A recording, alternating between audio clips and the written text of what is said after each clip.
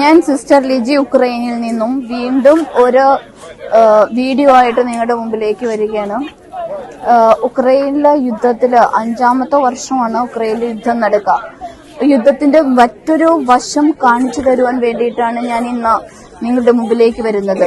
ഒരുപക്ഷെ നിങ്ങളെ സംബന്ധിച്ചിടത്തോളം ഈ യുദ്ധം, യുക്രൈൻ യുദ്ധം, ഇറാഖ് അമേരിക്ക യുദ്ധമൊക്കെ വന്നപ്പോൾ യുക്രൈൻ യുദ്ധം അത് എവിടെയോ മറന്നുപോയി. പക്ഷെ യുദ്ധത്തിന്റെ ഒരു വലിയൊരു വശമാണ് നമ്മളിവിടെ കാണുന്നത്. കാരണം ഇപ്പം നിങ്ങൾ ചുറ്റും കാണുന്നുണ്ട്, 2000 ആളുകളാണ് വീട് നഷ്ടപ്പെട്ട ഫുഡില്ലാതെ ഇവിടെ ഫുഡിന് വേണ്ടി വരുന്നത്. ഞാനിപ്പം സപ്പൊരീഷ എന്ന സ്ഥലത്താണ്. സപ്പൊരീഷയില് അത് റഷ്യ ബോർഡറിൽ നിന്നും 15 കിലോമീറ്റർ ദൂരെ മാത്രമുള്ള ഒരു സ്ഥലമാണ് സപ്പൊരീഷ. ഞാൻ ചില ന്യൂസുകളിലൊക്കെ കണ്ടിരുന്നു റഷ്യ സപ്പൊരീഷ പിടിച്ചെടുത്തു എന്ന്. സപ്പൊരീഷയുടെ ഒരു ചെറിയ ഭാഗം മാത്രമാണ് റഷ്യ പിടിച്ചെടുത്തിട്ടുള്ളൂ. ബാക്കി ആ പിടിച്ചെടുത്ത സ്ഥലത്തെ ആളുകളാണ് നമ്മളിവിടെ കാണുന്നത്. ഈ ആളുകൾ അവർക്ക് സ്വന്തമായിട്ട് വീട്, നമുക്കറിയാം ഒരു വീട് പണിതെടുക്കാനായിട്ട് എന്തുമാത്രം ബുദ്ധിമുട്ടുണ്ടെന്ന്. ഈ സ്വന്തമായിട്ട് വീടുണ്ടായിരുന്നവര് ഇപ്പൊ നോക്കിയാൽ നമ്മളിവിടെ നോക്കുമ്പോൾ കാണുന്നത് കൂടുതലും പ്രായമുള്ള മനുഷ്യരെയാണ്. അവരുടെ മക്കള് യുദ്ധത്തിൽ പോയിട്ട് കുറേ പേരൊക്കെ മരിച്ചു പോയിട്ടുണ്ട്, അല്ലെങ്കിൽ അവര് യുദ്ധത്തിലാണ് ഇപ്പോഴ്. അപ്പൊ ഈ പ്രായമായ മനുഷ്യര് അല്ലെങ്കിൽ കൊച്ചു പിള്ളേരെ നമുക്ക് കാണാൻ സാധിക്കും. നമ്മുടെ നാട്ടിലേക്ക് ഈ പ്രായത്തിലുള്ള പിള്ളേരെയൊക്കെ വന്ന് ബ്രെഡിന് വേണ്ടിയിട്ട് നിരയിൽ നിൽക്കുന്നത് കാണുന്നത് വളരെ ദയനീയമാണ്, വളരെ ദയനീയമാണ്. നോക്കിയേ, ഒന്ന് നിങ്ങൾ നോക്കിയേ എന്തുമാത്രം മനുഷ്യരാണ് ഇവിടെ നിൽക്കുന്നതെന്ന്. ഇവര് രാവിലെ തുടങ്ങി വന്ന് നിൽക്കുന്നതാണ് ഈ ബ്രെഡിന് വേണ്ടിയിട്ട്. ഇവരൊക്കെ ഒരു ബ്രെഡും പിന്നെ കൺസർവ്, മീന്റെ കൺസർവ്, ഇതാണ് ഇവരുടെ ഭക്ഷണം. എല്ലാ ദിവസവും രാവിലെ ഇവരിങ്ങനെ വന്ന് നിരയിൽ നിൽക്കും. ഒരു 2000-ഓളം ആളുകളുണ്ട് ഈ നിരയിൽ നിൽക്കാനായിട്ട്. അവർക്ക് ലഭിക്കുന്നത് നോക്കി ഒരു ബ്രെഡ് പിന്നെ ഒരു കൺസർവ്, ഇത് മാത്രമാണ് ഇവരുടെ ഭക്ഷണം. ഇതിപ്പോ തുടങ്ങിയിട്ട് 5 വർഷമായി. എനിക്ക് മനസ്സിലാവാത്തൊരു കാര്യം, ഇത്രയും യുക്രൈൻകാര് സഫർ ചെയ്യുമ്പോഴും പലപ്പോഴും ഞാൻ കേൾക്കുന്നുണ്ട് എന്തുകൊണ്ട് യുക്രൈന് യുദ്ധം നിർത്തിക്കൂടാ എന്ന്. യുക്രൈൻ എങ്ങനെയാണ് യുദ്ധം നിർത്തുക? ഇവിടെ വരുന്നവര് നോക്കിയേ, കാലില്ലാത്തവര്, എല്ലാം നഷ്ടപ്പെട്ടവര്, വീട് നഷ്ടപ്പെട്ടവര്, മക്കളെ നഷ്ടപ്പെട്ടവര്, എത്ര ദയനീയമാണെന്ന് നോക്കി. നമ്മുടെ നാട്ടിലേക്ക് ഇങ്ങനെ ഈ ഭക്ഷണത്തിന് വേണ്ടിയിട്ടൊന്നും നിരയിൽ നിൽക്കുക.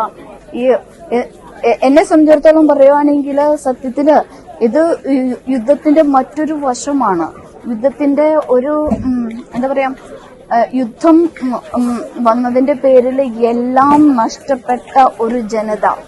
ഇവർക്ക് എല്ലാവർക്കും വീടുണ്ടായിരുന്നതാണ്, ഇവർക്ക് എല്ലാവർക്കും ഭക്ഷണം ഉണ്ടായിരുന്നതാണ്. പക്ഷെ ഇന്ന് ഇവർക്കെല്ലാം നഷ്ടപ്പെട്ടിരിക്കുന്നു. എത്ര ദയനീയമായ കാഴ്ചയാണ് നമ്മൾ കാണുന്നതെന്ന് നോക്കി.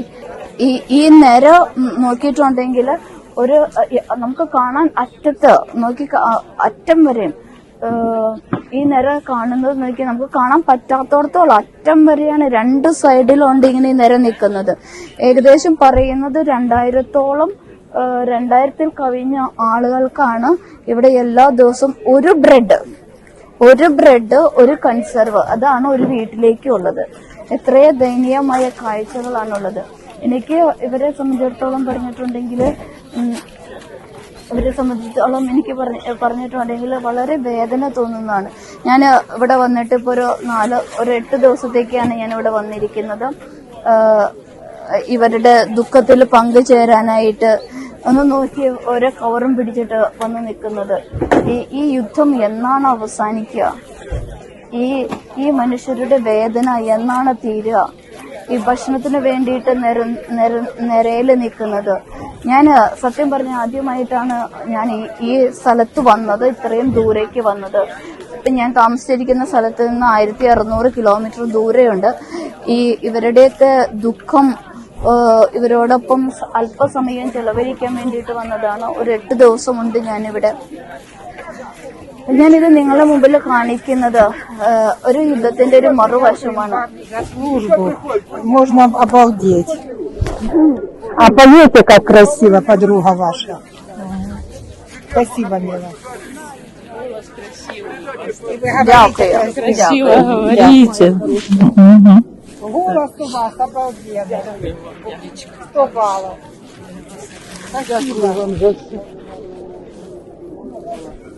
Молюсь вас.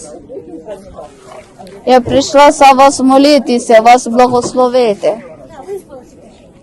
Мій син на війні, я теж хочу, щоб помолилися. Добре, буду молитися. Дякую. Співчуваю. А мене?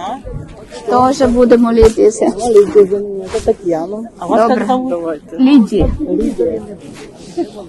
Господи, что было в самом. Благодарю вас. Благодарю, Петрович. Слава навіки. Пусть Господь Бог благословляет вас.